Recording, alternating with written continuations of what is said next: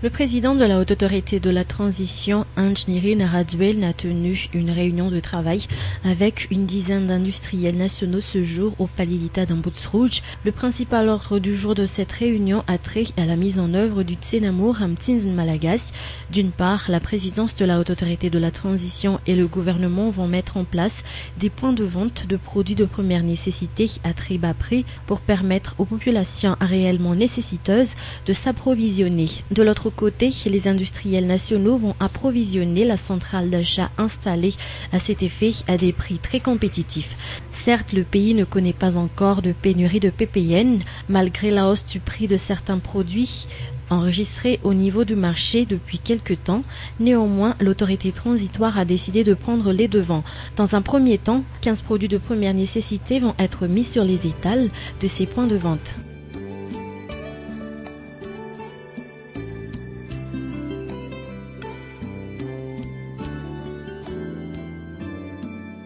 Outre les remises que les industriels nationaux vont décider sur les prix de leurs produits de première nécessité respectifs, ceux-ci vont également bénéficier du non-paiement de la TVA sur le produit de première nécessité dont il s'agit. Une coopérative se chargera de la distribution par l'intermédiaire de ces points de vente de ces produits de première nécessité auprès des populations nécessiteuses du pays. Les Tsenamour Amtinzun Malagas seront incessamment érigés au niveau de chaque Fouktang. Ces points de vente ne seront ouverts à leurs clients spécifiques que 2 fois par semaine, c'est-à-dire le mercredi et le samedi. Et les populations cibles seront préalablement répertoriées par chaque Fouktang. Chaque ménage concerné ne pourra acheter que la quantité de produits de première nécessité strictement utile pour ses besoins, soit par exemple un demi-litre d'huile au prix de 1000 arrières, 5 kg de riz blanc à 500 arrières le kilo, ou encore une boîte de lait concentré au prix de 1000 arrières.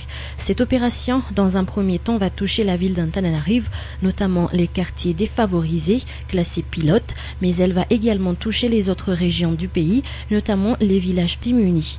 Après la ville d'Antananarive, la province de Tuliar, fortement frappée par le Kéré, sera touchée par cette opération qui sera pérenne et régulière.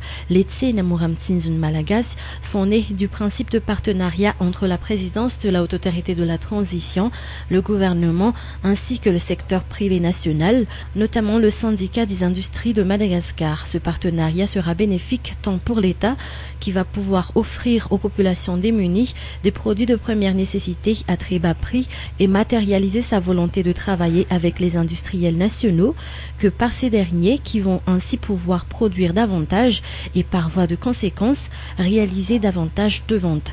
Et les populations nécessiteuses vont également pouvoir consommer des produits de première nécessité nationaux à des prix économiquement viables, notant que ce projet est destiné à endiguer une augmentation des produits de première nécessité, mais surtout de faciliter l'accès au PPN des personnes vulnérables. La mise en place du Tsenamour Amtinzun Malagas est un projet à long terme, a souligné le président de la Haute Autorité de la Transition. Ce projet n'a donc pas été conçu pour faire face seulement à la période de soudure qui devrait commencer dans quelques semaines.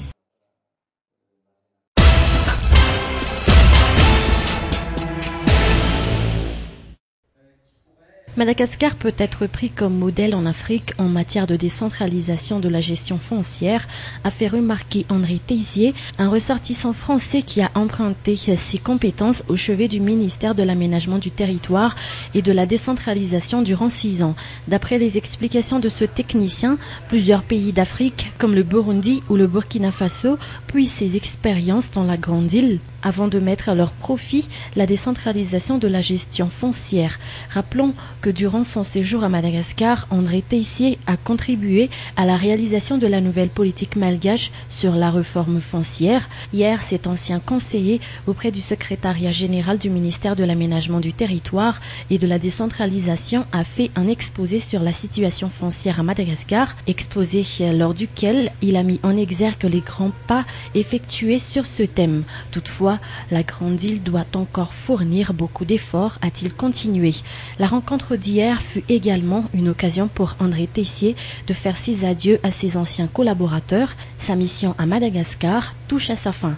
En guise de reconnaissance envers ce technicien dans le domaine foncier, l'État malgache l'a élevé au grade de chevalier de l'Ordre national malagasy.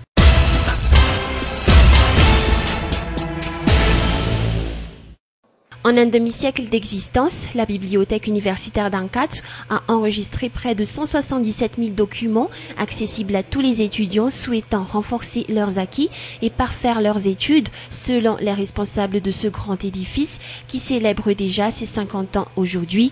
La quantité et le volume des documentations sont suffisants pour répondre aux besoins des universitaires, ont souligné les responsables. La cérémonie de célébration du cinquantenaire de la bibliothèque universitaire d'Ankatch s'est tenue ce jour à Ankatch, une occasion pour les responsables de la bibliothèque et de ceux issus du comité préparatoire du cinquantenaire de mettre en exergue leur projet, celui de numériser les documents déjà usés par le temps.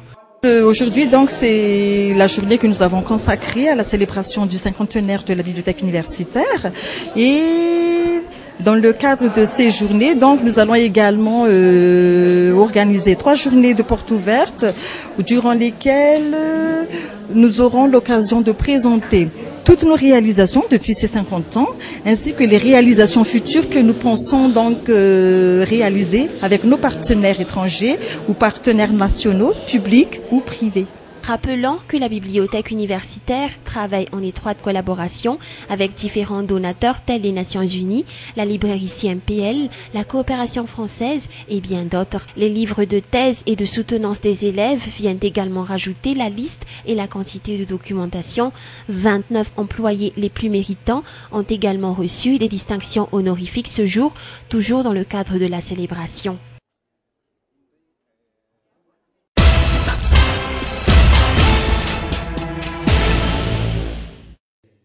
Une des conditions exigées à chaque commune pour obtenir une allocation d'aide de la part du Fonds de développement local ou FDL est la possession d'un secrétaire technique et comptable ou STC ayant suivi une formation spécifique sur ce domaine au sein d'un institut supérieur tel l'INFA. C'est ce qu'a souligné ce jour le ministère de l'Aménagement du Territoire et de la Décentralisation, Adzu Andjianenarville, durant son allocution lors de la célébration de la Journée mondiale consacrée par les Nations Unies aux statistiques tenue à Anoussi, une occasion de présenter les 700 nouveaux secrétaires techniques et comptables sortant de l'INFA qui vont s'allier avec ceux déjà fonctionnels.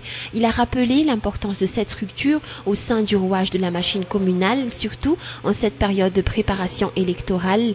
La célébration de la Journée mondiale de la statistique durera 2 jours. Outre la célébration proprement dite, il y aura également au programme la rentrée officielle de la première promotion du cycle adjoint technique de la statistique, assistant de la statistique et attaché d'administration.